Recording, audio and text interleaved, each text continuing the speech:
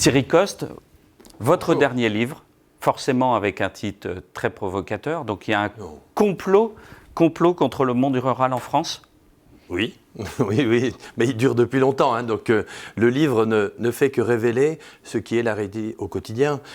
Tous ceux qui travaillent dans nos campagnes ont bien constaté que quand on veut travailler, ou quand on veut vivre, quand on veut pratiquer un loisir, la chasse, la pêche ou d'autres, on est toujours emmerdé par des normes, des cadres, des interdictions, et finalement on a l'impression que c'est presque naturel. Sauf que quand on compare ailleurs, dans d'autres pays, c'est beaucoup plus cool. Donc on se dit, il y a peut-être un problème. On a un vrai problème, à la fois européen avec nos technocrates bruxellois, mais aussi français. On est d'ailleurs les surdoués de la surréglementation ou de la surtransposition. Mais le drame, c'est qu'aujourd'hui, et c'est trop discret, et c'est pour ça que je pousse un coup de gueule sur le fait que, quels que soient les responsables politiques, on a une technocratie, alors souvent influencée par les écologistes qui sont une autre élite, c'est-à-dire des gens qui pensent à votre place. Hein. Ils n'ont pas notre quotidien de ruraux, mais ils s'en foutent, ils pensent tout ce qu'est la ruralité. C'est quand même extraordinaire.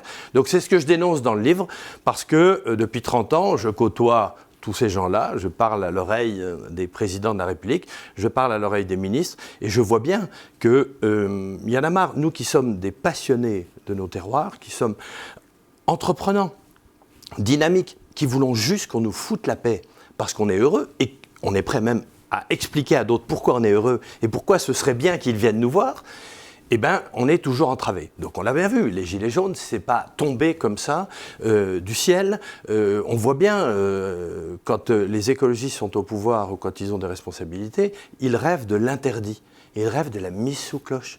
Alors que c'est pas ça la vie. On est tous capables, quand on nous accompagne bien, de faire des transitions. Qu'on soit industriel, qu'on soit artisan, commerçant, ou agriculteur, ou chasseur ou pêcheur, on est tout à fait capable de changer nos pratiques, de s'adapter à de nouvelles situations. Et on l'a bien vu, le monde de la chasse l'a toujours fait, en étant raisonnable. Et de suivre des règles aussi, quand même. Et de suivre des règles. Le principe, c'est pas l'absence de règles.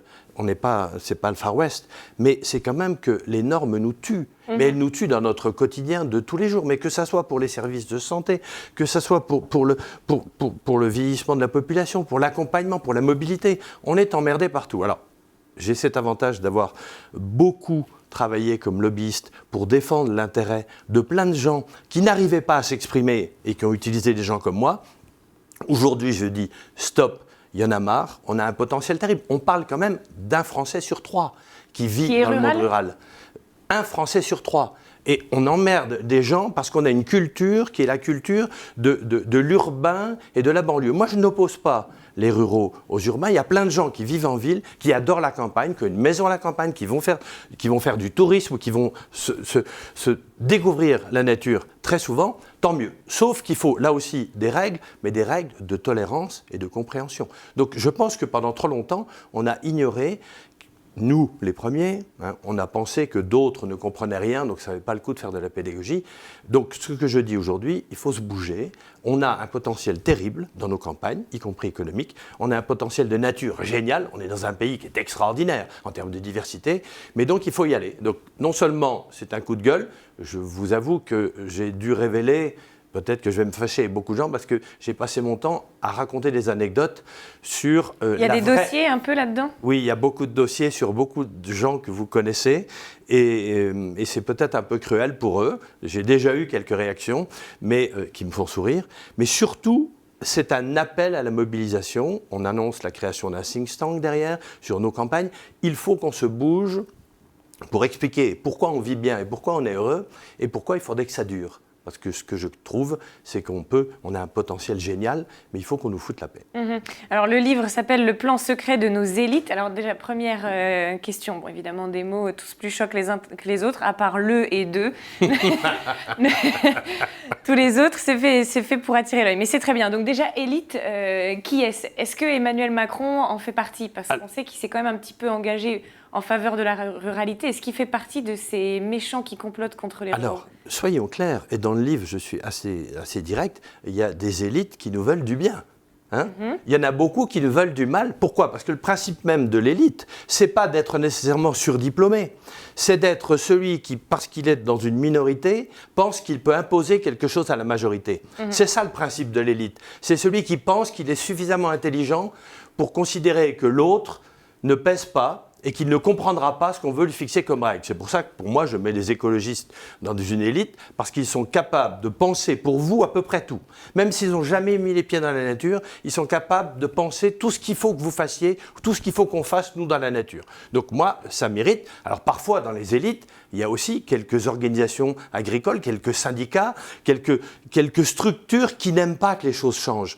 Et le drame, c'est parfois que le kidam à la campagne, comme on l'est, il est prêt à changer, il est prêt à s'adapter. Mais il y a toujours des gens qui ont appris pendant 30 ans ce qu'il fallait faire. On l'a bien vu dans le monde agricole.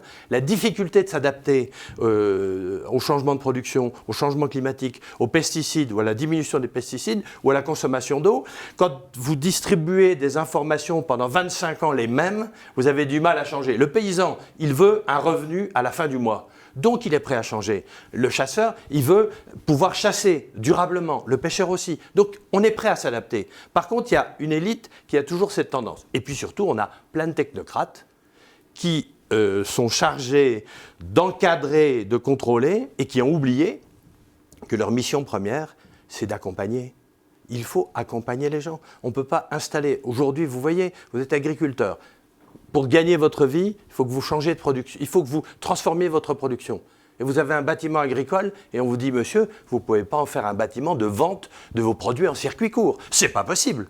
Puisque c'est un bâtiment agricole, vous ne pouvez pas faire du commerce. Mais aujourd'hui, on est tous obligés d'avoir plusieurs activités. On le voit sur toutes les règles et toutes les normes. Donc, pour moi, il y a un certain nombre d'élites qui sont sympathiques. D'ailleurs, je fais l'éloge d'Emmanuel Macron comme provincial et comme rural, et je l'assume complètement, et on a vu sur la chasse ce qu'il avait fait, mais je dénonce des gens comme Édouard Philippe ou Nicolas Hulot qui n'ont rien compris à ce qu'était le monde d'aujourd'hui dans nos campagnes, et on l'a bien vu, la colère des Gilets jaunes, c'est d'abord la colère des gens qui travaillent et qui n'arrivent plus à finir la fin du mois correctement.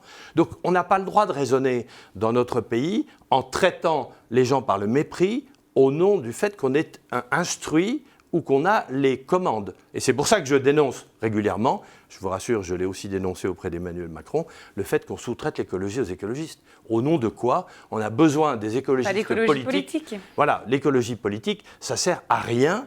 Il faut intégrer ce paramètre. On est tous passionnés d'écologie. Nos territoires, on a envie qu'ils restent comme ils sont ou qu'ils évoluent. Là, regardez la caricature sur la situation sur les haies. On est nuls. Mais alors là, c'est aussi les élites agricoles qui ont tout fait pour qu'on ne bouge pas. Hein. Je raconte l'histoire des néonicotinoïdes. Je ne me fais pas que des amis, puisque je vous rappelle qu'il y avait 600 tracteurs sur la place des Invalides à Paris il y a quelques mois. Mais que diable, il y a trop de gens qui ne veulent rien bouger, dans un sens ou dans un autre, alors qu'on est tous prêts à évoluer, et je trouve que moi je suis un passionné d'écologie, je raconte dans mon livre quand même que finalement je suis vraiment un passionné de nature. Je crois qu'il y a beaucoup de gens qui vont mal le croire. Justement, dans le livre, vous êtes connu comme lobbyiste, donc forcément un peu clivant. Vous avez été à plusieurs reprises décrié, tantôt aimé et tout ça. Et là, on pourrait imaginer que vous êtes quelqu'un de très opportuniste et qu'à un moment, effectivement, il y a cette espèce de fracture territoriale, vous alliez sur ce sujet-là. Pourtant, vous avez démarré comme agriculteur. Bien sûr, mais je suis vraiment... Comme agriculteur, puis après syndicaliste agricole, mais en fait, j'imagine que c'est un long parcours et c'est en fait la ruralité ou l'agriculture, la biodiversité, c'est quelque chose que vous côtoyez depuis très longtemps. C'est mon combat depuis le début, sauf qu'effectivement, j'ai aggravé mon cas en permanence en étant le lobbyiste provocateur qui adore mettre de l'huile sur le feu. Avec ses entrées à l'Élysée. Qui, bien évidemment, parle à l'oreille des présidents. Donc en plus, je parle à l'oreille des présidents qui ont des sensibilités politiques différentes, donc on a du mal à comprendre quand même. Ça a démarré déjà un peu sous François Mitterrand. J'ai commencé avec François Mitterrand parce qu'il était passionné par les arbres. Il avait une vraie vision sur l'environnement avec Brice Lalonde. Et puis, Brice Lalonde, on sent que c'est, pour vous, c'est l'écologiste qu'on aurait dû avoir. Il y a eu un peu un rendez-vous manqué avec la France et l'écologie avec lui. Oui, et c'était il y a 35 ans. Quel gâchis! C'est-à-dire qu'au nom de quoi on a réussi juste après, parce que la droite est arrivée au pouvoir et que la droite n'aime pas toujours, elle aime beaucoup l'agriculture, mais pas nécessairement les ruraux et encore moins l'écologie, on a vu cette prise de retard. Il a fallu qu'on attende 14 ans, le Grenelle de l'environnement, pour qu'on se remette à penser globalement l'écologie. Mais avec Nicolas Hulot, on a dit on vire la chasse et le nucléaire. Imaginez, on a viré il y a tant d'années le débat sur le nucléaire. C'est quand même inconscient. Aujourd'hui, on est en retard sur tout, on s'est bien aperçu avec l'Ukraine, et c'est Macron qui relance le programme nucléaire. Mais on l'aurait relancé sous Nicolas Sarkozy, on n'était pas ennuyé. Pareil pour la chasse. Pourquoi on a toujours envie de mettre les choses sous le tapis et de ne pas en parler? Et c'est vrai que j'ai cette chance d'avoir côtoyé des gens. Alors c'est irritant que je puisse parler à des gens qui sont d'obédience politique radicalement différentes et qui me font quand même confiance. On a du mal à penser comment on peut faire confiance à quelqu'un comme moi. En lisant le livre... D'ailleurs, ils ne vous en parlent jamais, les présidents de la République? Par exemple, quand vous allez voir pour la première fois en 2016 Emmanuel Macron, il ne peut pas ne pas ignorer que vous avez soutenu François Hollande pendant 5 ans. Et lors de votre premier rendez-vous, vous n'en parlez pas, parce que dans le livre, vous n'en parlez pas. Ça, vous faites un espèce de pacte avec lui où vous dites, voilà, tu ne me trahiras pas, moi non plus. C'est un vrai pacte. Je le décris. Qui dure. Je le décris par le menu, je le décris aussi pour François Hollande. Ça finit avec un coup de poing dans les abdominaux, voilà, de sa part. Hein, voilà, de sa part, oui, parce que je n'oserais pas, il n'était pas encore président, j'aurais pu, mais quand même. Non, mais c'est juste que moi, je suis vraiment passionné par le monde rural. J'ai beau avoir des bureaux à Paris depuis 30 ans, je vis à la campagne. Quand je peux sauter dans le TGV, vous voyez, transport en commun, pour arriver chez moi, j'y suis bien. Je suis jurassien, maintenant je suis provençal, mais tout va bien. Si je n'ai pas la nature 3 jours par semaine, mais je suis mauvais. Par contre, quand je suis 3 jours dans la nature, après je suis un vrai Machiavel et je peux manipuler mon prochain sans état d'âme. C'est un peu ce qu'on regrette. Je n'ai jamais travaillé que dans la chasse. C'est votre job, quoi. C'est mon job, c'est ma passion, mais la vraie passion, on le découvre dans le livre et c'est pour ça que beaucoup de gens m'ont fait confiance quand même. Malgré mon côté un peu machiavélique, c'est que c'est quelque chose auquel je crois profondément et je pense que demain, on peut y vivre beaucoup mieux dans la nature, beaucoup mieux dans les campagnes. On peut avoir une économie des campagnes qui soit développée. Il faut balayer devant notre porte, il faut avoir le courage d'évoluer. Mais quand on lit le livre, on s'aperçoit que oui, je dois être plus sincère qu'il n'y paraît. Ça vous rend même presque sympathique, ce livre. Vous allez voir pour ceux qui vont le lire prochainement. Oui, c'est d'ailleurs ce qu'on m'a dit. Et là, vraiment, je me suis dit que j'avais été mauvais si longtemps de me rendre détestable, alors que, oui, je révèle vraiment ma passion. J'ai dormi des milliers de nuits dans la forêt, dans les grottes. J'adore ça. Je connais les chants d'oiseaux par cœur. J'adore les traces, les indices. Ma femme m'a découvert avec un livre de chevet sur les traces, les crottes et les indices. Elle s'est dit, ce mec n'est pas normal, quoi. On peut lire autre chose que des livres comme ça. Alors justement, vous dites parler de mieux vivre dans les campagnes, redonner ce pouvoir économique au monde rural. Quelles solutions vous proposez? Est-ce qu'il y a des choses concrètes dans ce livre? Par quoi ça passe pour vous? Alors, ça passe par la mise en valeur de tout ce qui se passe bien, parce que contrairement à tout ce que je décris et à la dénonciation des technos, il y a plein de gens qui, malgré tout ça, réussissent brillamment. Sauf qu'ils sont entravés et que ça reste des réussites assez étroites, assez fermées, parce qu'ils ont réussi à vaincre toutes les barrières administratives. Alors je décris dans le livre, je parle de la ferme aquacole au milieu de la baie de Cannes, je parle du paradis qui est le domaine de Murtoli, avec 200 emplois, avec un agrotourisme redoutable, et pourtant il est emmerdé tout le temps par des écologistes, parce qu'ils ne respecteraient pas un certain nombre de règles, mais quand on voit ce qui est fait sur la Côte d'Azur, massacrée, et quand on voit ce qui est fait en Corse, basta, il faut arrêter. Mais alors donc, oui, il y a plein de choses qui se passent bien, et moi ce que je veux, c'est qu'on mette en valeur ces choses-là, et qu'on établisse de nouvelles règles qui permettent ce développement-là. Aujourd'hui, si on laisse faire les écologistes, il n'y a plus de développement économique dans nos campagnes. Si on laisse faire le zéro artificialisation comme on l'a transposé en France comme nulle part en Europe, on va se retrouver avec des maires de petites communes qui ne pourront plus installer quelqu'un. Et donc l'école fermera parce qu'il n'y aura plus personne. Donc il faut arrêter. Moi, ce que je n'aime pas, c'est cette espèce de dogme où tout doit être pareil partout. Donc je pense que nos règles, alors ça commence à bouger, le gouvernement commence à bouger. On commence à annoncer qu'on va recréer 200 gendarmeries. on voit bien, on peut commencer la reconquête, il faut avoir le courage. Je lance un think tank avec beaucoup de personnalités très fortes, parce que je pense que le gouvernement n'avancera que si on le met sous pression. Alors un think tank, donc un groupe de réflexion. Et d'action. Alors, et d'action, moi, oui. C'est mon côté trotskiste, je ne peux pas, d'ancien, je vous rassure, ancien trotskiste, je ne peux pas ne pas passer de la réflexion à l'action très vite, parce qu'il faut des résultats. C'était ma question justement, avec un think tank et un livre, ça reste très théorique, entre guillemets. Quelles sont des actions concrètes qui pourraient être mises en place ou qu'est-ce que vous allez proposer dans ce think tank? Évidemment, en complément, j'imagine, du lobbying, parce qu'il va bien falloir les convaincre, cette élite, de laisser le pouvoir au monde rural. Je pense que les solutions, elles existent déjà. Elles sont décrites dans le livre, bien évidemment, en matière de normes. Si on n'impose pas des règles différentes, y compris sur le plan sanitaire, entre l'artisan ou le boucher et la multinationale, on meurt, on tue une partie de l'économie qui est du circuit court, du fantasme sur le circuit court. On a besoin, si on veut installer 500 000 jeunes dans nos campagnes, et Dieu sait si on en a besoin, c'est de simplifier la maîtrise du foncier. Quelqu'un ne peut plus s'installer s'il a le foncier à sa charge. Il y a 30 ans, le jeune qui s'installait, il pouvait acheter du foncier ou il pouvait obtenir le transfert par ses parents. Ok, aujourd'hui, c'est plus possible. Or, on a besoin d'installer des jeunes. On a besoin de circuits courts pour le maraîchage.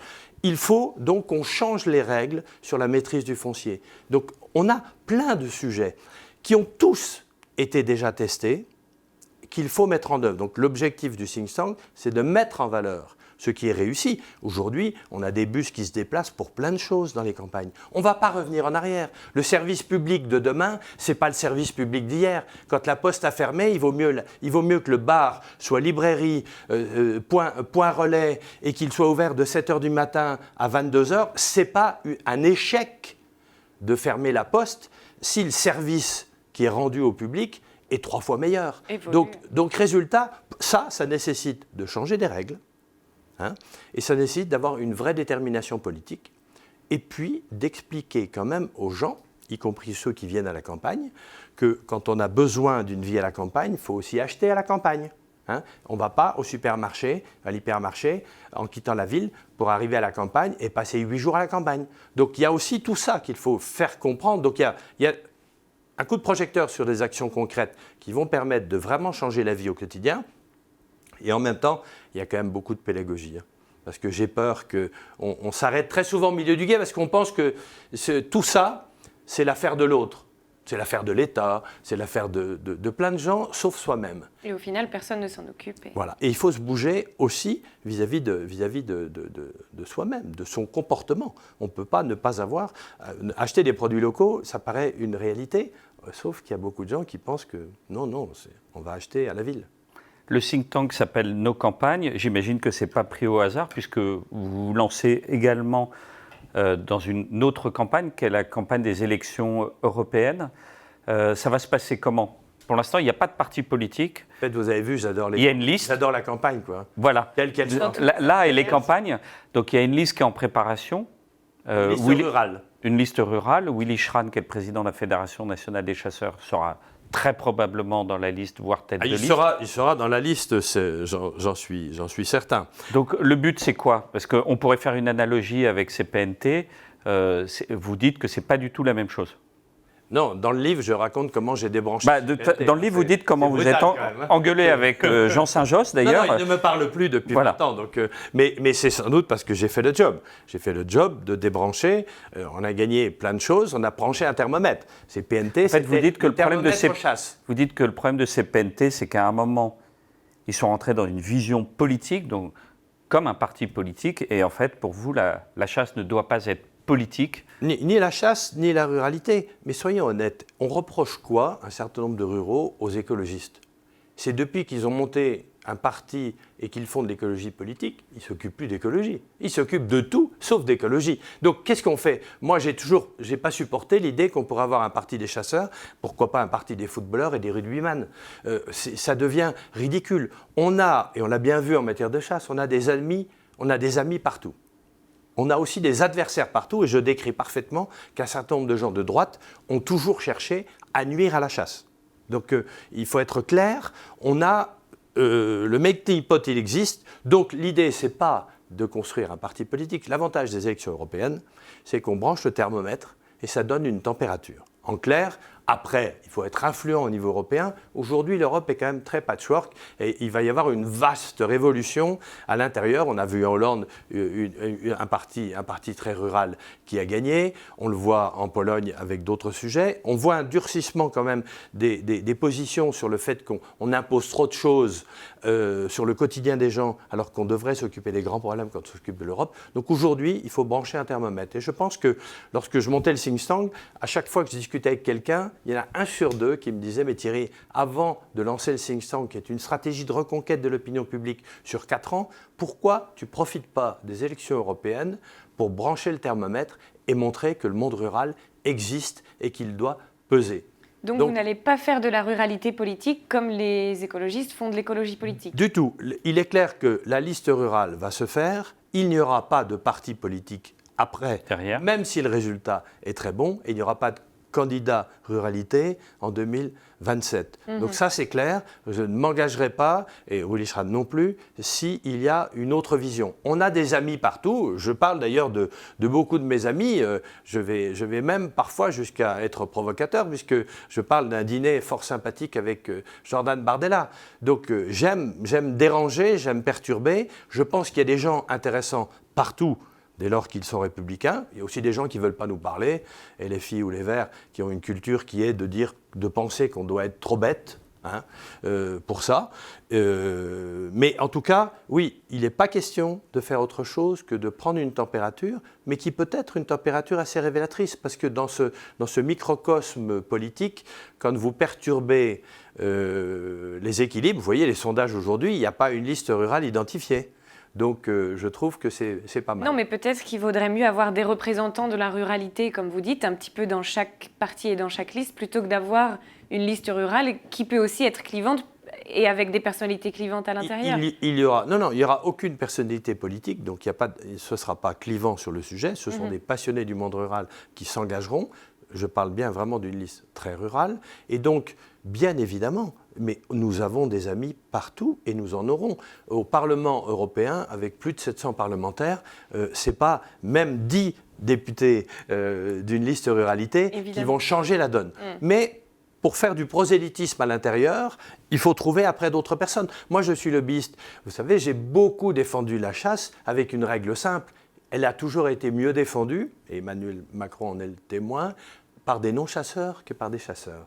Donc, il n'y a pas de problème pour ensuite faire du prosélytisme partout. Et regardez, aujourd'hui, depuis quelques semaines, depuis que cette liste a été annoncée, on entend un discours rural. Même les Verts se sont mis à parler du monde rural en disant qu'ils ne parlaient pas assez aux ruraux. On croit rêver quand même.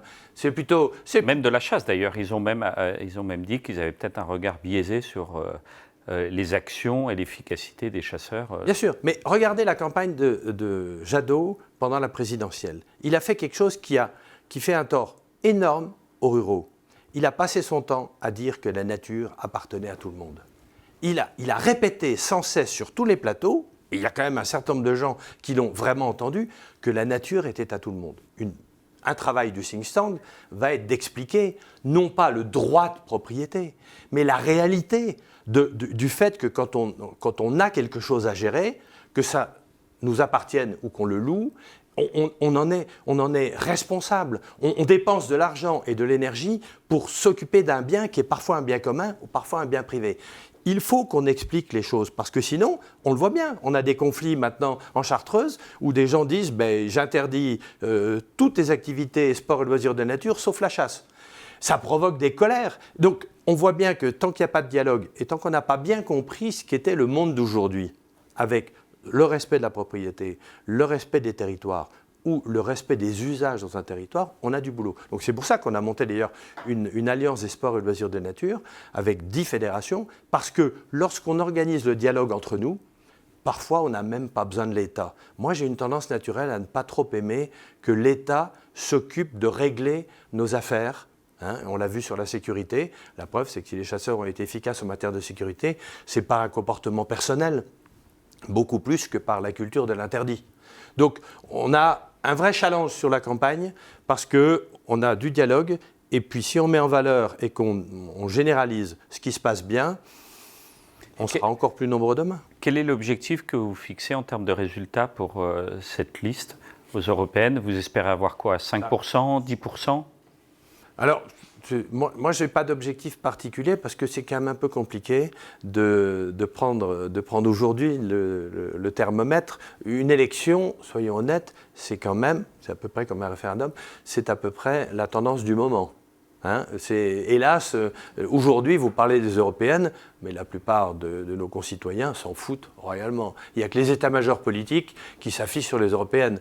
La culture, d'abord, beaucoup de gens ne savent pas pourquoi on votera aux européennes. Est-ce que vraiment on peut peser? Donc, pour le moment, on ne sait rien. Mais les journalistes diront toujours, à partir de 5%, ils parleront d'une réussite. Parce que, bien évidemment, c'est le seuil pour avoir des élus. Voilà. La dernière fois, il y a 20 ans, les CPNT avaient réussi. Avait 6 députés, je dirigeais la campagne. Et vous pourriez peut-être faire plus que la liste des écologistes, par exemple. Alors, moi, je me méfie quand même, parce que ils ont fait, je vous rappelle qu'ils ont fait 13% la dernière fois, il y a moins d'électeurs. Nous, notre boulot, ça va sans doute être de faire de la pédagogie pour que des ruraux aillent voter alors qu'ils ne voulaient pas voter. Je pense que c'est une vraie opération de témoignage, mais qui peut être extrêmement influente sur la suite des choses auprès de tous les partis politiques. On n'a pas assez intégré le monde rural. Parfois, il faut savoir déranger, mais il faut savoir déranger intelligemment, puisque ce sont d'autres, ce sont des majorités qui vont nous faire changer la vie. Ce n'est pas nous, minoritaires. Mais si on fait entre 5 et 10 députés, c'est magique, parce que je ne sais pas pourquoi, ça va complètement changer la philosophie. Et 4 ans avant la présidentielle, ou 3 ans avant la présidentielle, je pense que ce n'est pas stupide. Justement, vous dites que vous êtes le conseiller d'Emmanuel Macron. Lui ne dit pas le contraire, en tout cas pour les questions de ruralité et de chasse. Ruralité et chasse. Comment vous arrivez à ériger et maintenir une liste pour les prochaines élections indépendantes, alors qu'en même temps, vous parlez au président de la République? Non, mais moi, je parle au président de la République parce qu'il est président de la République. Donc, c'est lui qui, tous les jours, peut prendre des décisions sur le quotidien des ruraux comme des chasseurs. Par exemple, est-ce qu'il a donné son feu vert? Ou est-ce que vous avez travaillé avec lui sur cette liste, ou c'est totalement indépendant? Vous savez, je suis plutôt connu pour être extrêmement indépendant. La preuve, c'est que j'ai côtoyé des gens très différents. Et il n'est pas question qu'il y ait à demander quelque chose à quiconque. Cette liste dérangera tout le monde. Et moi, ça me rassure plutôt. Parce que certains vont penser que c'est l'instrument d'Emmanuel Macron, ça ne l'est pas. Certains vont penser que c'est juste pour piquer des voix au Rassemblement national, mais c'est une erreur. On va prendre les gens qui vont voter, sont certains de ceux qui ne veulent plus voter, et d'autres qui vont se dire « Ah, enfin, on va respirer un peu parce qu'on ne sait pas pourquoi on vote d'habitude, mais qu'on est quand même, on veut voter parce qu'on est citoyen. » Et je trouve que cet acte fort va faire du mal à tout le monde, y compris à la liste Renaissance, parce que dans la réalité, il y a aussi des électeurs, et les chasseurs ont plutôt régulièrement soutenu les listes de Macron. Donc aujourd'hui, la perturbation, elle va être réelle. Elle va être à gauche, comme à droite, comme à l'extrême droite. L'objectif, c'est pas de faire de la politique politicienne, c'est qu'on comprenne que la ruralité, c'est un enjeu de société, et c'est un enjeu pour demain, c'est un enjeu d'avenir, c'est une solution pour l'avenir de notre vie en société, et nous, on peut témoigner quand même, on est plutôt des gens heureux, et même quand on galère, on est quand même des gens heureux. Alors quand on est en colère, c'est vrai que ça peut dépasser les bornes, mais il faut arrêter de nous mettre en colère, et puis ça ira tout seul. Je vais dire, on peut voir quand même que les ruraux ont une force de mobilisation et une force de frappe quand ils l'ont décidé, qui est réelle. Donc espérons que ce sera le cas pour cette liste, si elle est représentative. Il faut que ce soit vraiment rural. Il faut que tous les acteurs du monde rural se mobilisent. Alors on a des réseaux assez puissants, c'est vrai. Il faut que des urbains comme des ruraux aient envie de voter pour une liste de cette nature, parce qu'il y a un beau challenge dans cette prise de température. Et demain est un autre jour. Le think tank continuera après les élections européennes, bien évidemment, parce que je pense qu'on doit mobiliser toutes les forces vives, et on a plein de sportifs, pas seulement des rugbyman, qui vont soutenir cette liste, pas nécessairement en étant sur la liste, hein, mais en soutenant cette liste et en disant il faut qu'on ait un coup de cœur sur le monde rural, et une liste de cette nature, qui n'est pas une liste politique, ça offre la possibilité de s'exprimer fortement. Vous allez l'annoncer quand à peu près, cette liste-là? On parle de début novembre? Décembre. En cadeau de Noël. On a une culture festive dans nos mondes ruraux, donc c'est pendant les fêtes qu'on va beaucoup en parler. Donc il vaudrait mieux l'annoncer avant les fêtes. Je ne suis pas sûr qu'elle sorte un cadeau de Noël. Hein. Je vous recommande plutôt le livre comme cadeau de Noël, mais, parce que la liste sera un peu indigeste. On sait que CPNT avait réussi à mobiliser fortement dans les familles. J'imagine que vous avez gardé ça à l'esprit, c'est la capacité du monde rural et du monde de la chasse, par capillarité, d'être capable de convaincre et de faire voter les gens. Jérôme Fourquet, qui a toujours très bien analysé toutes ces situations, parce qu'il suivait déjà l'électorat rural dans la fin des années 90, avait une très bonne lecture, effectivement, même au moment où les chasseurs ont fait des bons résultats aux européennes, à la présidentielle. Il n'y avait pas tant de chasseurs que ça qui votaient pour cette liste, mais c'était les familles. C'était un vote rural.